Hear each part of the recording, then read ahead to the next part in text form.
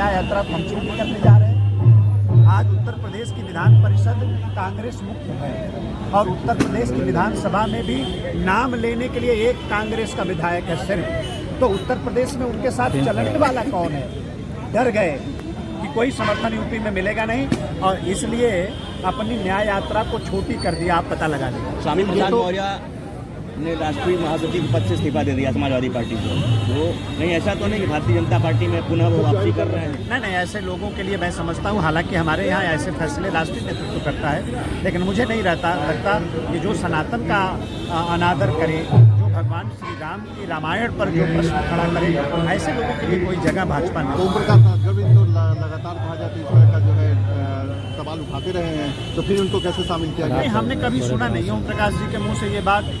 और मुझे लगता है कि जितने लोग हैं उन सारे लोगों को आज विचार करना चाहिए कि भारत की जनभावना क्या है।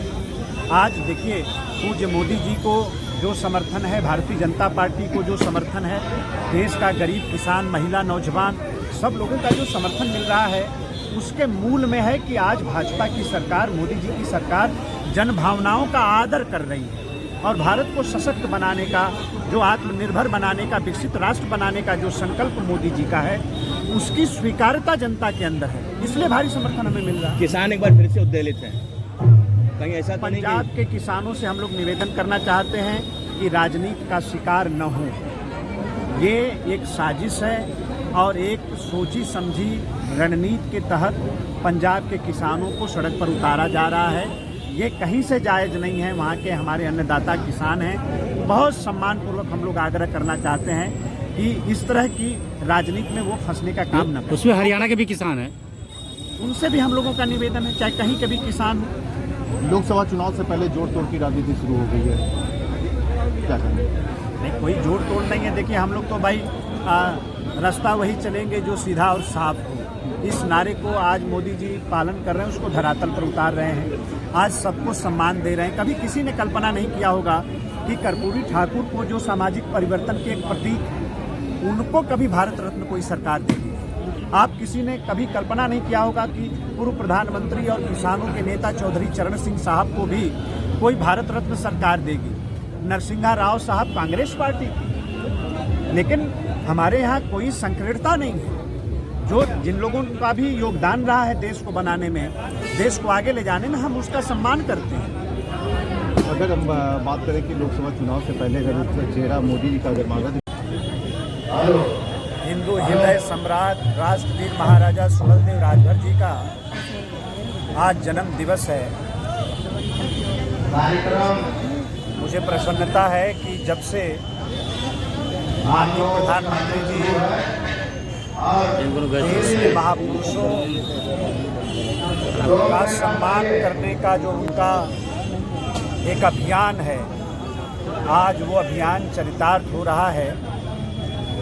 और हमें ठीक से याद है, जब से महाराजा सुहेलदेव को श्रद्धांजलि अर्पित किया प्रधानमंत्री जी ने, जब भगवान श्री राम के मंदिर की आधारशिला रख रहे थे और बाबा विश्वनाथ के कॉरिडोर को जब वो देश को समर्पित करने आए थे, तब भी उन्होंने महाराजा सुहेलदेव राजभर को श्रद्धांजलि अर्पित की।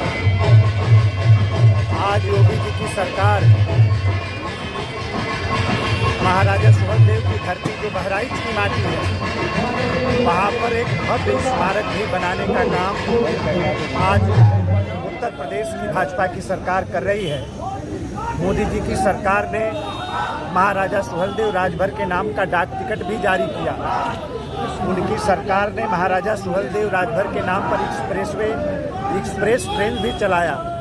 तो आज महापुरुषों का सम्मान हो रहा है। उसी क्रम में आज राष्ट्रवीर महाराजा सुहेलदेव राजभर को नमन करने के लिए, उनके जन्म दिवस पर उनको याद करने के लिए साउंड बंद करवाइए, एक बार साउंड बंद करवाइए, एक बार साउंड बंद कर। राजभर का पार्क है, वहाँ पर ये कार्यक्रम है, आप देख रहे हैं। हमारे काशी के सम्मानित मेयर माननीय अशोक तिवारी और राजभर समाज के साथ साथ हर समाज के लोग, आप देखेंगे यहाँ पर कि हर समाज के लोग आज यहाँ पर शामिल हैं, महाराजा सुहेलदेव राजभर को नमन करते हैं। जिस तरह से कहा जाए कि लोकसभा चुनाव से पहले अगर कहा जाए कि जो इस बार का चुनाव है, हम तो प्रतिपक्ष है, मुद्दे पे बात करने के लिए नहीं तैयार है। आज आप बताइए कि SBI की रिपोर्ट है, आज बड़े बड़े अर्थशास्त्रियों की रिपोर्ट है, भगवान राम का मंदिर बना, भगवान की प्राण प्रतिष्ठा हुई, तो देश के इकोनॉमी पर और भारत के और प्रदेश के भी अर्थव्यवस्था पर कितना बड़ा प्रभाव पड़ने जा रहा है। आप हम लोगों की बात मत मानिए, जो देश के हमारे बड़े बड़े अर्थशास्त्री हैं, SBI की रिपोर्ट जो है उसको आप देखिए।